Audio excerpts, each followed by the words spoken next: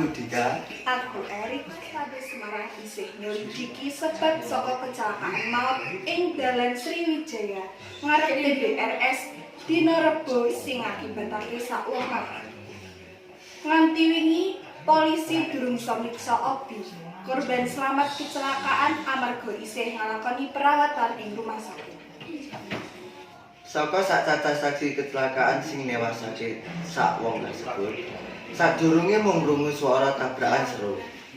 Dikira sak tunggangan searah padha mlaku kanthi banter sadurunge tubrukan. Jenazah korban sekitar umur 19 tahun. Duwe awak kurus kanthi nggunakake klambi putih polos waktu isih ning kamar mayit RSUD Dr. Karyati.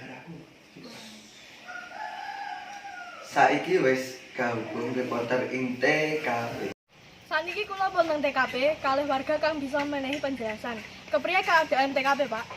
Anu Mbak, iki butuh korban sing selamat ben iso ro perkarane nyapa. Kemungkinan napa kang jadi penyebabnya, Pak? Paling ngebocor numpak motor ura-uraan, Mbak.